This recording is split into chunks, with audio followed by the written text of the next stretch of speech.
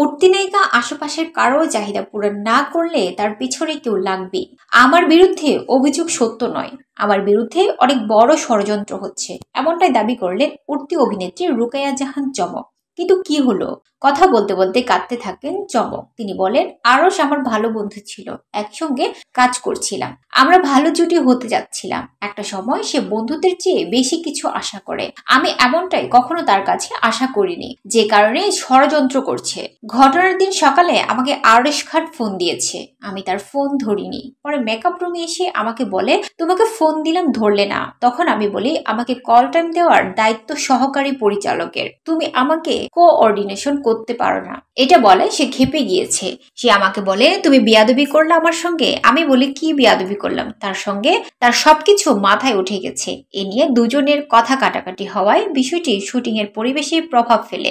বিষয়টি নিয়ে চর্চা হয়। অভিনেত্রী চমক বলেন, ডিরেক্টর একদম নতুন, সে আবার আরশের ঘনিষ্ঠ। আরশ তাকে সামনে আনার চেষ্টা করছে। আরশ বিষয়টি ম্যানিপুলেট করে পরিচালককে বলে সিনক্রেট শুরু করে। পরিচালক আরশের পক্ষ নেয়। পরে দেখি সবাই পরিচালকের পক্ষে কথা বলছে। তখন আমি বলি, শুটিং করব না, চলে যাব। এই কথা শুনে পরিচালক বলতে থাকেন, তার এলাকা উত্তরা, এখান থেকে এক পা নড়তে হলে আমাকে 3,80,000 টাকা জরিমানা দিতে হবে। আমাকে আটকে রাখার চেষ্টা করা হয়। মূল কথা, আমি মোশাররফ করিম ভাই, অপূর্ব ভাই, চঞ্চল ভাইদের সঙ্গে কাজ করছি, যে কারণে কেউ হয়তো আমার ভালো কেরিয়ার মেনে নিতে পারছে না। হয়তো সে চাচ্ছে আমরা পার্টনার হই, বন্ধুর চেয়ে বেশি কিছু হয়ে অভিনয় করি। না করার জন্য ষড়যন্ত্র সাড়া দেওয়ায় তাদের ক্ষোভ তৈরি হয়েছে।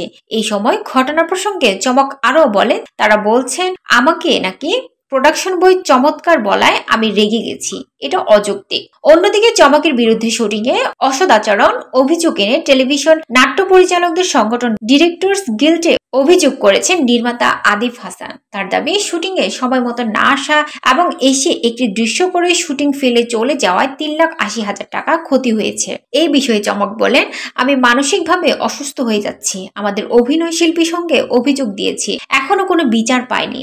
সেখান থেকে আমাকেও কথা বলতে নিষেধ করা হয়েছে, কিন্তু আমি ভয়ঙ্কর ষড়যন্ত্রের গন্ধ পাচ্ছি। তার ভাষায়, যখন কোনো উঠতি নায়িকা ভালো করতে থাকে, আশেপাশের কারো কোনো চাহিদা পূরণ করতে না পারে, তখন তার বিরুদ্ধে কিছু লোক লেগে যায়। এটা সব দেশে যুগ যুগ ধরে হয়ে আসছে, এটা স্বাভাবিক।